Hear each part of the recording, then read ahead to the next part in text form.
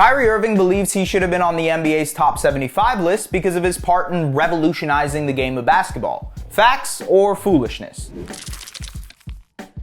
For the first time in a long time, Kyrie might have a point. Let's look at his case. He was the 2012 Rookie of the Year in a draft class that included Klay Thompson, Kawhi Leonard, and Jimmy Butler. He's a 7-time All-Star and won All-Star Game MVP in just his 3rd season. He's an NBA champion, helping lead the charge alongside LeBron James in one of the greatest comebacks, if not the greatest comeback ever, in the 2016 NBA Finals. And he hit one of the most clutch shots in NBA history. On top of that, Irving has 3 All-NBA selections and is one of 9 players to join the 50-40-90 club. Just this past season, he had the most efficient 50-point game in NBA history against the Hornets, finishing with a true shooting percentage of 101.1%. He followed that up a week later by scoring 60 against the Orlando Magic in what was the 3rd most efficient 60-plus point game in NBA history. And as far as revolutionizing the game, well, there is no one who can dribble a basketball quite like Irving. If the NBA were to stop playing right now, forever, he'd go down as the greatest ball handler of all time. So does he have a good case for it?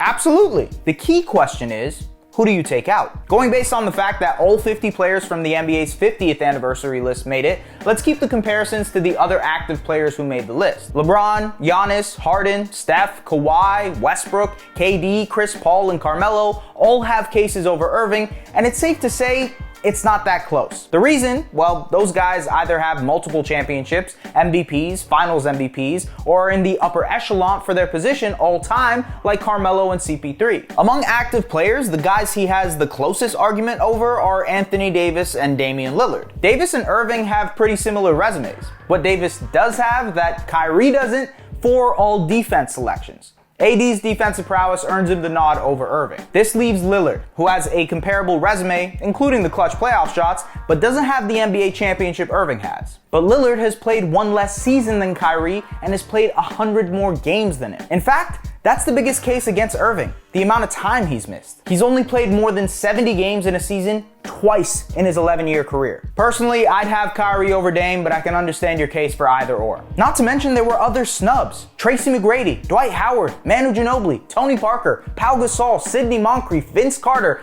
I can keep going. To say that Irving has a case over all those guys, well, that's tough. But also, Kyrie is only 30. He has a decent amount of basketball left in him, so he's still got a shot at the 100th anniversary version of the list if he can stay healthy. And despite being a polarizing, controversial figure in the world, on the basketball court, there's no question just how great he is. But what do you think?